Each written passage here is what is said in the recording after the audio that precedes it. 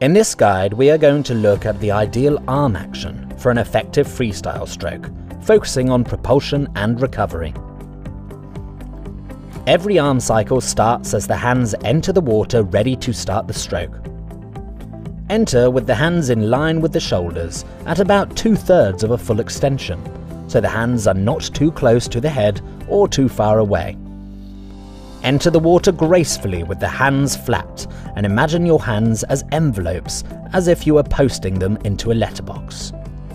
Try and enter with all of the fingers simultaneously, so the hands do not slip onto their sides. It is important to make sure that you do not cross over your center line as the hands enter, or as they sweep back through the water.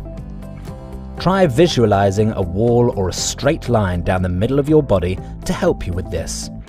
Keep the hands on tracks, just inside of the shoulder line, as this will give you the best positioning for both streamlining and power.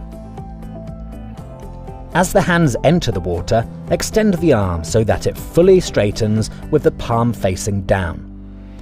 At the same time, rotate the body through into the stroke, making yourself as long as possible and gliding effortlessly on your side.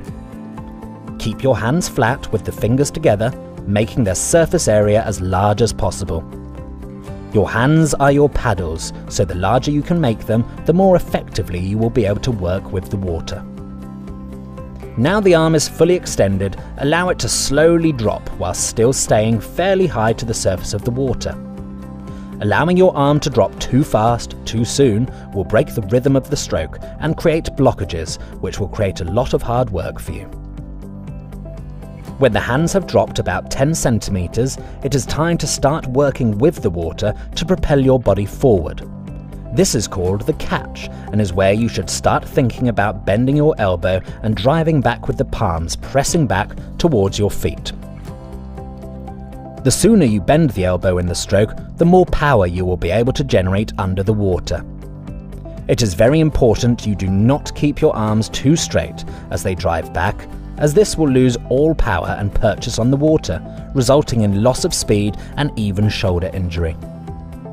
Visualizing that you are swimming in very shallow water will help you to have your arms bent at exactly the right ratios. The shallower the paths your hands can trace, the more powerful the stroke has the potential to be. As your hands drive back through the water, propelling you forward, change the pitch of your wrists under the water so that the palms are always facing backwards. Always applying forces backwards will result in you going forwards, so these simple pitch changes in the hands can have massive impact. The propulsive phase of the arm ends with them finishing in a full extension down by your sides. Do not finish the arm cycle any sooner than this, as the further back the hands go, the more power they can generate. Now the propulsive phase is over, it is time for the arms to start their recovery phase. Once an arm has reached the full extension and is aligned with your body, simply lift it out of the water to start the recovery. You should be at a full body rotation by this point, and as the hand leaves the water, you should start rotating the body through as well.